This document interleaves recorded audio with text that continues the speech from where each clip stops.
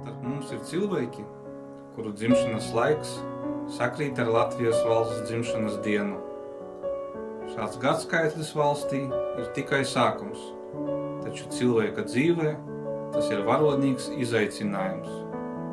Novadnieks Jānis Grišāns ir spējīgs saglabāt gandrīz gadsimtu vecas vēstures liecības, kas palīdzēs mums apzināt Dagdas novada vēsturi un dzimtās zemes spēku.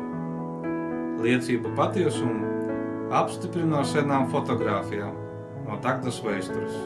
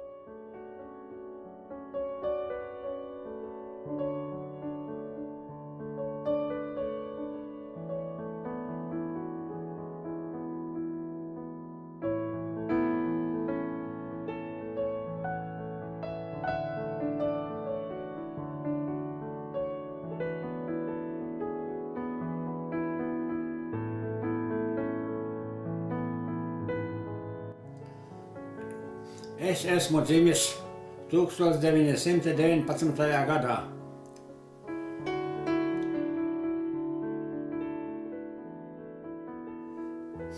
Man pašlaik jau ir 96 gadi, jau 97. dzīvoju. Savā laikā es mācījos Dagdas sestklasīgajā pamatskolā.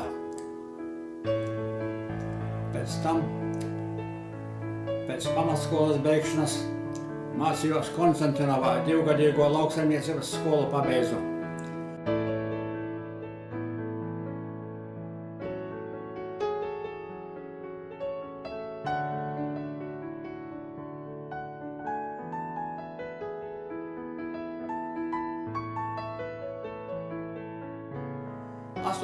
Novembrī mēs parasti svinējām. Vienmēr bija gājienā jāiet uz Dagdas tirgus laukumā, kur notika svētku dalībnieku parādē. Parādē piedalījās aizsargu organizācijas, spēcīga bija robežsargi, skolas un jaunatnes biedrības biedri. Parasti, kā es cik atceros, parādi pieņēma skolas pārzinis Kaļais. Apstaigāja vispirms, apsveica aizsargus, tad katru organizāciju atsevišķi, katru skolu atsevišķi apsveica.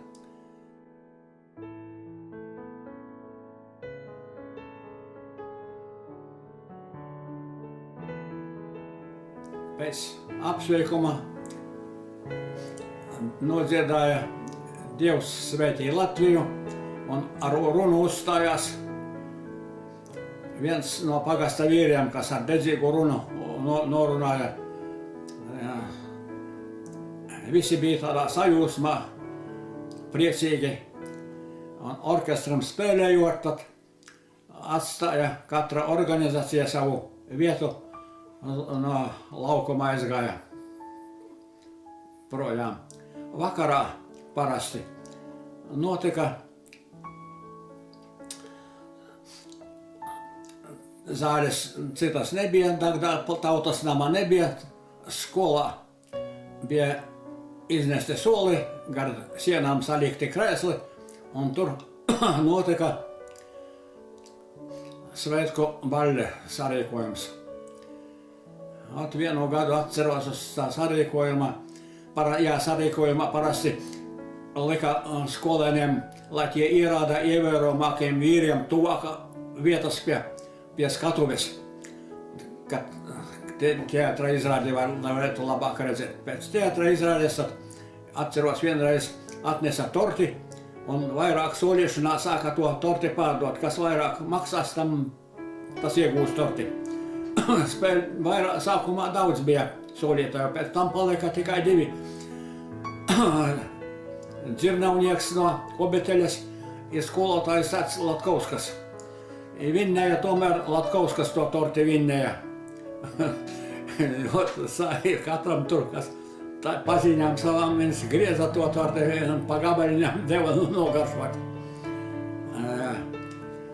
Pēc tā visa sarīkojām, pēc tās tortes sākās orkestras, organizēja orkestras bija spēcīgs, spēlēja un sākās dejas, kas turpinājās gan līdz rītam. Ļoti ilgi dejoja parasti. Jaunātne ļoti dedzīgi dejoja. Tā svētki nobeidzās ar dejām. Ar priecīgā noskaņojumā visi gāja mājās. Tā jau bija kādreiz.